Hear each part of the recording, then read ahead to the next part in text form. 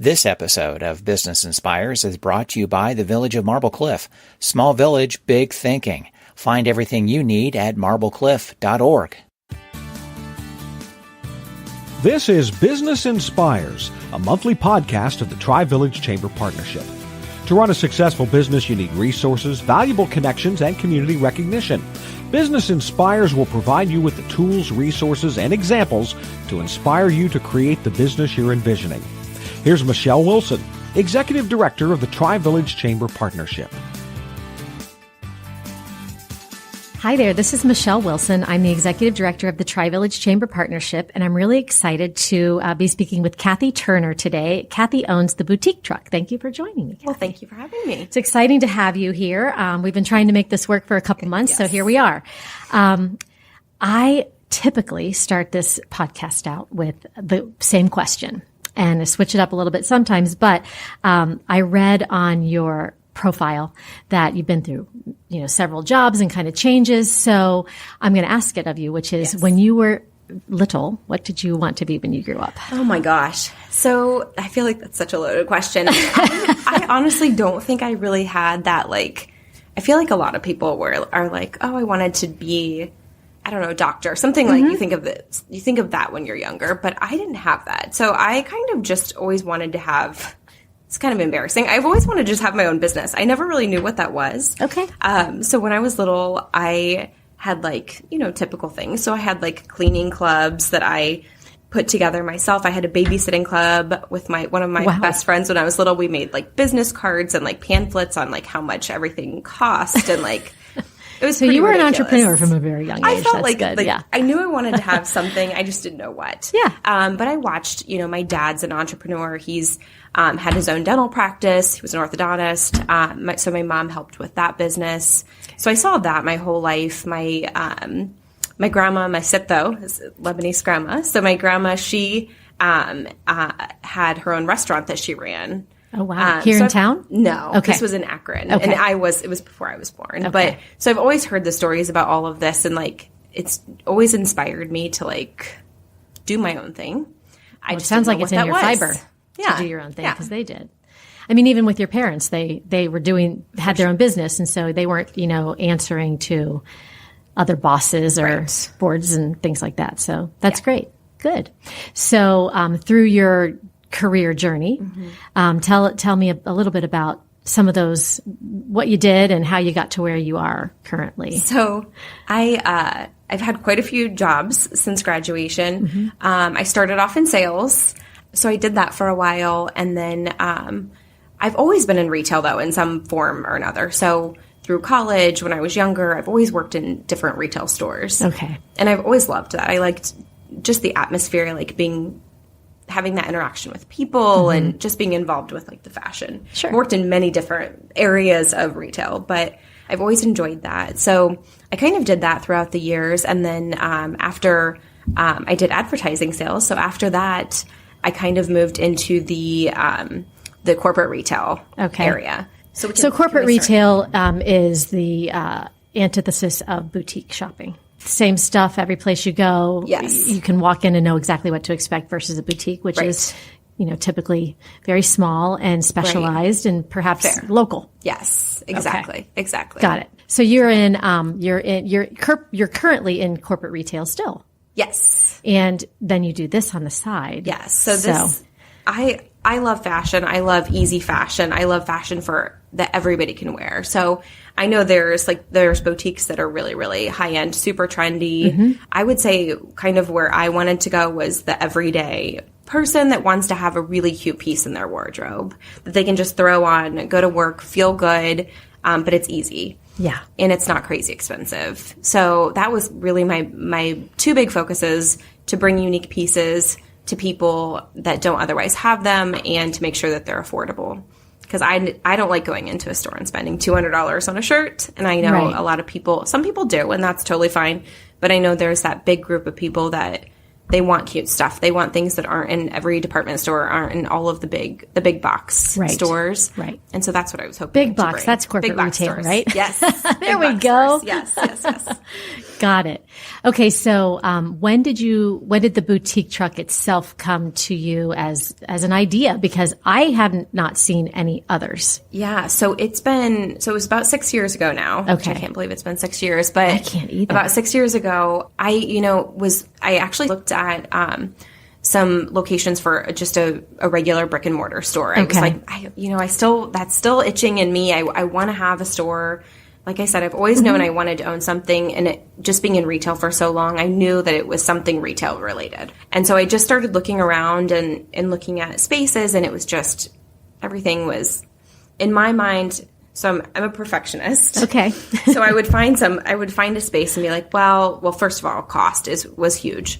But I would kind of look and just see like, well, this is a great location, but this or this. And I know, being in marketing, so went to school for marketing. Okay. Location's everything. It could kill a business. It could make a business. And so I knew that was like the pressure was on, and I was feeling pressure, like looking at different areas. Yeah. And so I kind of decided, I didn't think that was actually probably doable at that time. So just looking at the cost and what I could find for where I wanted, for the places I actually did like. Sure. Just didn't make sense financially. Right. Also knowing that I still had my job. Balancing that time would have been super difficult. Right. Well, and that probably would have looked like staff.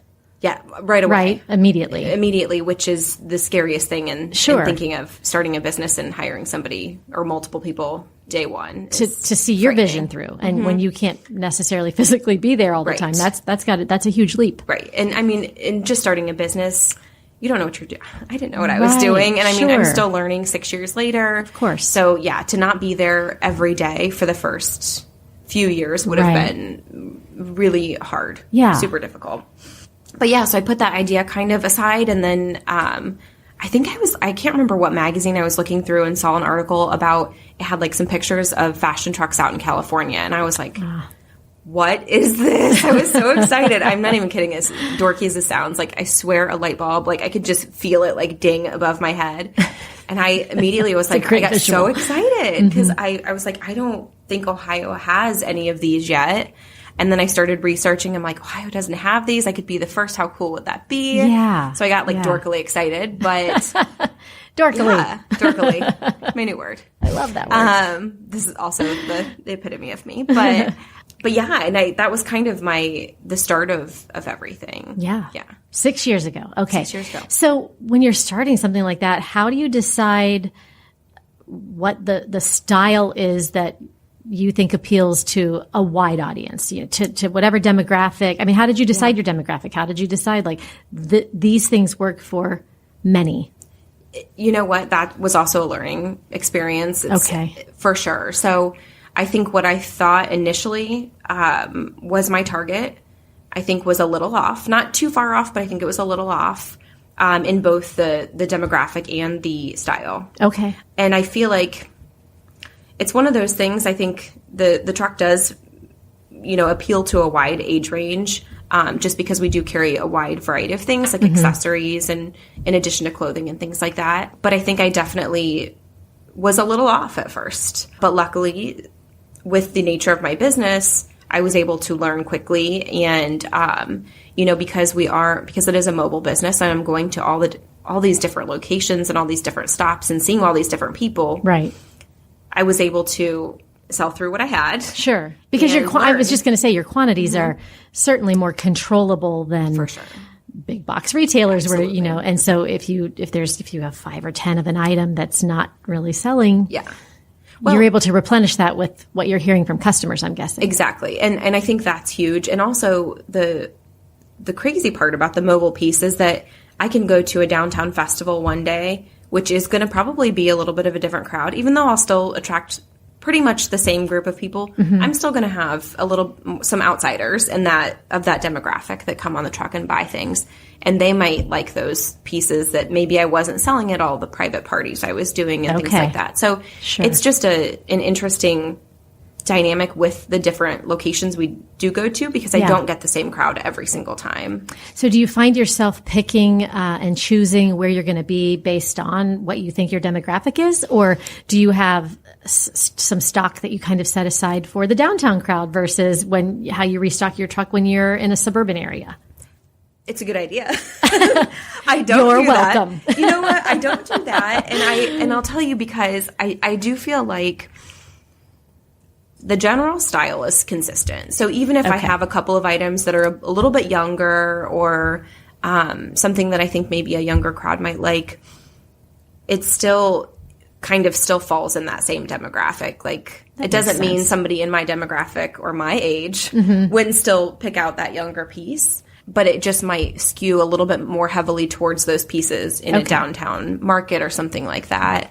But I tend to just keep it pretty, this is the truck, and this is who we are, and this is kind of what we carry. So you have your basic style, and it is what it is. So because of the smaller quantities that you buy, and you're at an event and you sell out of all 10 of something, does that make it more difficult for you to say, I'll get that for you? Or, is it a chance that you just have to take? Yes, it's difficult. Okay. Is it? Yeah. Yes. I wondered about that. It is. So, and that's also something I've learned throughout the years, to try to figure out inventory and all that kind of, that mix and that level. I want to keep it at a controlled inventory level, so that, well, A, for financial purposes, but B, so when you pick up a really cute dress that I'm not going to sell 60 of them, maybe I'll sell like 20 of them in town, or maybe I only got 6 of them because they were sold out and that's all I could get. Right. So it's still nice to have that, like,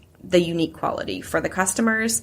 But in turn, if I do get something that's really, really popular and if it sells out at one event, then sometimes I can't get it back in because it's sold out. So it can kind of be a bummer for the customer. But it's one of those things where, because it is a boutique environment, if you see something you want, you should get it. You should grab it. Yeah. There's been a lot of times at festivals where people will say, well, I'm going to make my rounds and come back. I said, okay, well, it may or may not be here. And half the time it is, half the time it's not. But it's just one of those things. Yeah. It's kind of that, a neat factor, a cool factor to the business, is that you see if I have one medium left of that one shirt and you want it, grab it. Snag it. Yeah. Right. Yeah. Definitely. So speaking of your sourcing and while quantities are limited, how do you choose it? Because I know you carry some local pieces. Yes. Probably more on the accessory side, but maybe not. You can correct me. But how do you choose where you're going to source from? Because your prices are really good and it really is affordable. So how do you source those things and have confidence in the quality and being able to still pass along great stuff to your customers that's affordable? Yeah. So I'll start with a local piece. So I do have a local t-shirt company that I carry. She's awesome. I actually it's Truman Brand is the brand. I met Katie at a private party about 3 years ago, I think. And she came up and said, hey, I sell t-shirts. And I said, cool, let me see them. So she sent me the information, and it's worked out. She's awesome. She comes out with new styles all the time. So we've always got something from her on the truck, which is cool.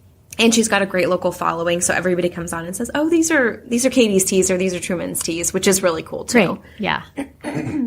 Are they graphic tees or just a soft blend tee? It's like a graphic tee, so they're mostly Ohio-based. Okay. So she does they're oh so good. And then Red Giraffe Jewelry. Oh, yeah. Red Giraffe Designs. They're in Grandview. So, yes, she is in Grandview. She started in Grandview. She actually, it's funny because I've carried her pieces since I started the truck. Oh, day one. Great. Okay. So she was kind of a connection through a friend. One of my girlfriends said, I know a friend that makes jewelry. And I said, okay, great. And I went and met her, I think, at her house. And she showed me some jewelry at her condo. And then for the first year-ish, year and a half, I would go pick up the jewelry at her house, pay her at her kitchen table. Oh, wow. And now I am so, so happy for her. She has like 3, I think, going on 4 stores now. Does she She's really? doing amazing. Okay, good for her. And she's great people. So I love working with local girls that just inspire me to be honest. They both have a really great business ethic and they just work really hard, and it inspires me to do better for them too. So yes. Yeah. So those Great. are my local, Okay. the companies that I carry. The rest of the clothing and accessories. So I actually will go initially to different fashion markets around the country. And that way I can find different vendors. There's a couple of vendors I've carried since day one also. And I've found that their quality is awesome and their price is great. And I know I can rely on them, which is great because I have to order from them then online throughout the year because I can't travel as much as I would obviously like to. But yeah, I just sprinkle in some new vendors that I'll find at the markets where I can actually meet the people and feel the clothes, and because they'll bring a small assortment with them. And it's, you can actually just see it and feel it, which is good. It's, I will tell you, it's funny, especially now getting into the fall, coming onto the truck, people touch everything on the truck.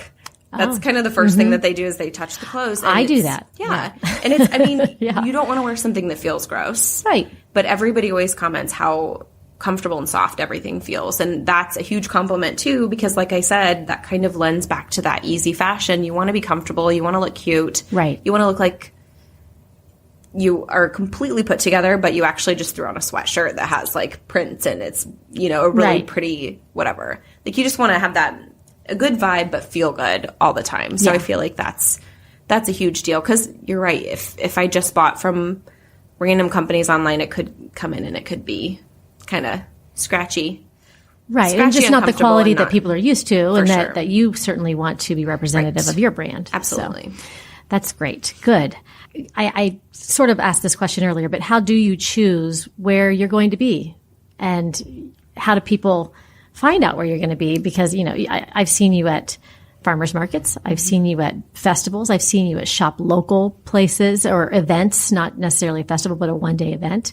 So you're kind of all over the place, but how do you decide? So I try to be everywhere.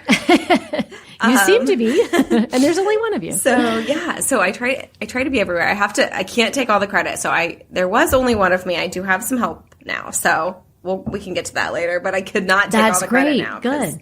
I would be probably going insane. But yeah, we just try to be in a lot of different places. I've been open this is going on the 5th year of business. So I'm learning like what areas of town work best. Okay, sure. What days work best. I mean, all of the things, there's so many different factors, but yeah, I try to be everywhere where there's big markets. Now that I've done a lot of the markets over the past 5 years, those are just things that now everybody knows to expect us at this certain market outside. Right. Which is kind of cool. And I always try to add obviously there's always new shows. And so I'm always researching. I'm always looking to see what the next market in Columbus is, what's coming, the newest thing, I guess. Mm-hmm.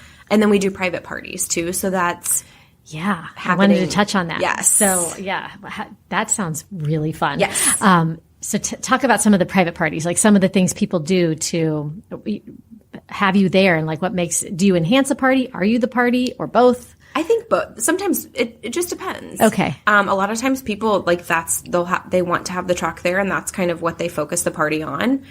So the truck's there, they do shopping, and then if they want to have appetizers and if they wanted to have drinks or something like that, they can have that in the house or in the driveway. I mean, I've had that too. People actually set up a little tent outside, and it's a whole outdoor thing. We've done graduation parties.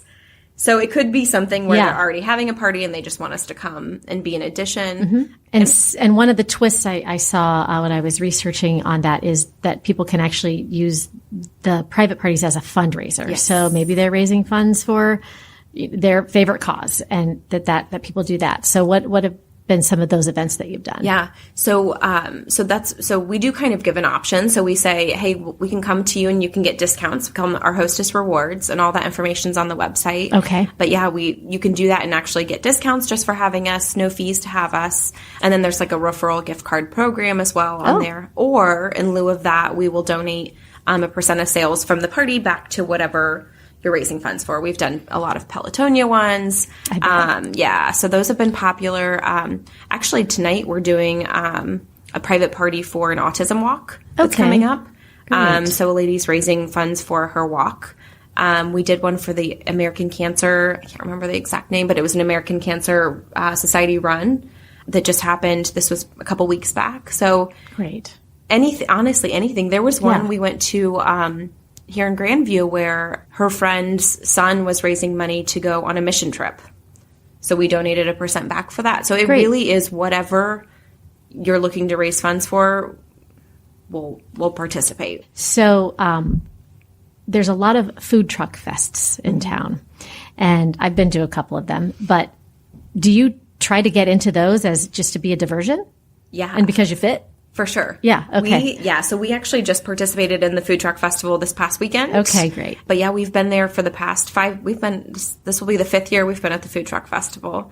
And yeah, it's a nice little like, hey, go eat. And then, I mean, why not go shop? Right. No kidding. Yeah. I mean, it is a nice, like, it's a break. Yeah. You can taste something at this food truck and shop a little bit with Cathy and go to the next food truck or the dessert truck. Yes, that's right. That's my kind of day. So year 5, going into year 6 at this point, what do you think you would do differently if you knew then what you know now? Oh my gosh. I wish I had like a week to research this in my mind. Gosh, what would I do differently? Or even, you know what? Yeah, go ahead. No, go ahead. No, I was just going to say, or even share maybe, some advice that somebody gave you along the way of starting a business or, doing something mobile or something this is Business Inspires. You mentioned people that inspired you. Yeah. So, share something that inspired you or that you think would be inspiring to others. I'm going to go with what would I have done differently. Okay. Actually, I'm going to go that route. Perfect. So I think I would have, gosh, it's such a hard question. I think I would have pushed myself a little bit further sooner. Okay. I think what happened was year number 2 came. I had kind of hit a wall. I was doing it solo. I was overwhelmed. I still had my full-time job. Didn't really know what I was doing still at year 2. And was just because trying to it's do not everything. just as simple as having this truck and some cute clothes and showing up at a festival. Gosh, no. It's so much more. It's a business, and you have to business. do every aspect of that plus work your full-time job. Right. So I guess I should have reworded that. Not push myself harder or push I wished I would have pushed the business envelope and gotten some help where I needed it sooner. Gotcha. That's probably where I should have gone with that. Because in order to push the business further, push myself further, I needed some assistance. And I didn't ask for that for the first couple of years. Yes, I had great help from my family for the first couple of years. They were amazing. But from a business perspective, like getting, and I'll give her a shout out. So Allie was the first person that kind of saved me on the truck. So Allie has worked with the truck now. It'll be 3 years. Allie. Yay, Allie. My lifesaver. She knows it. But she kind of just happened upon the truck, and it's kind of a funny story, but I, let a little bit of control go with having Allie join the team. And I think if I would have done that a year sooner, I could have started growing more in year, 1.5, as opposed to waiting. Cause I really did. I hit that wall where I thought, is this business going to work after a year too? Mm-hmm. I just couldn't do more physically. Right. And so getting some help and getting some, just getting that extra support, I was able to push through that, and we were able to grow. And every year since then has been tremendous growth.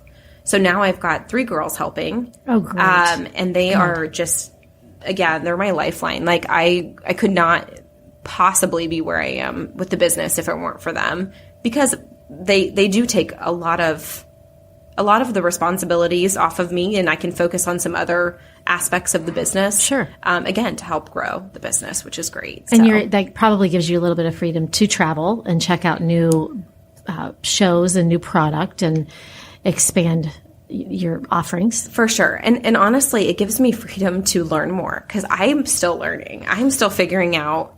There's everything changes with business and with social media and with, oh my goodness, and I'm old, so I need to learn all of these things, right? Like people are talking about all of the new ways to advertise and do stuff. And I have to start from the bottom up and learn all of these things over.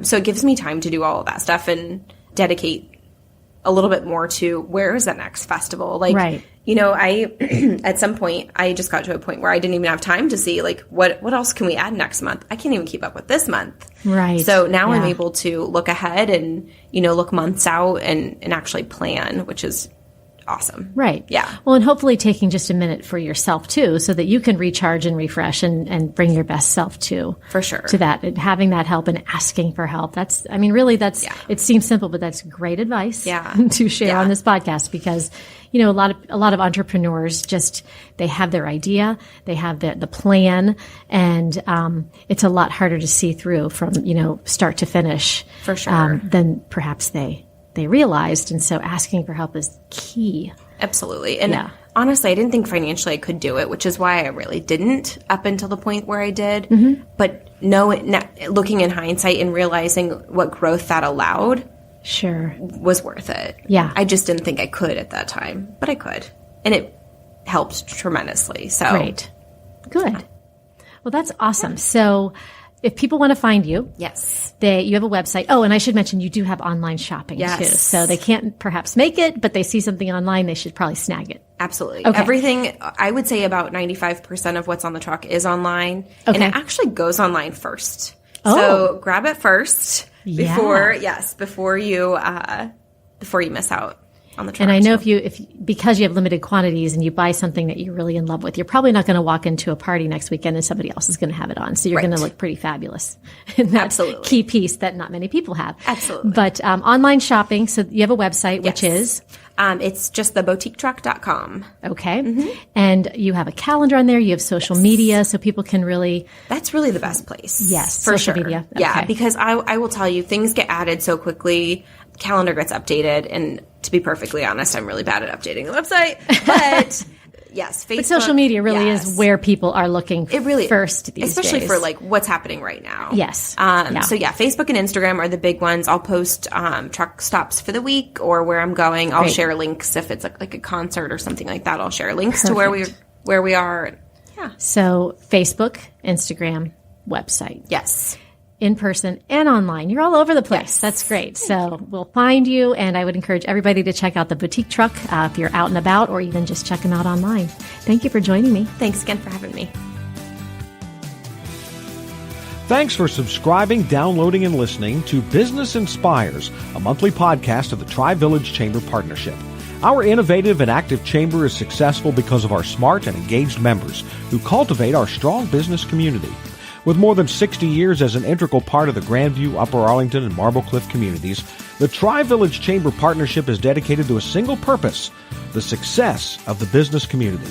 You can find a link to our website in the podcast notes to learn more about the Tri-Village Chamber Partnership. For information about this podcast, to schedule a guest appearance, or to find out more about sponsoring this podcast, our contact information is in the podcast notes. Make sure you rate and review our podcast on iTunes. That helps us spread the word about Business Inspires. Circle270media.com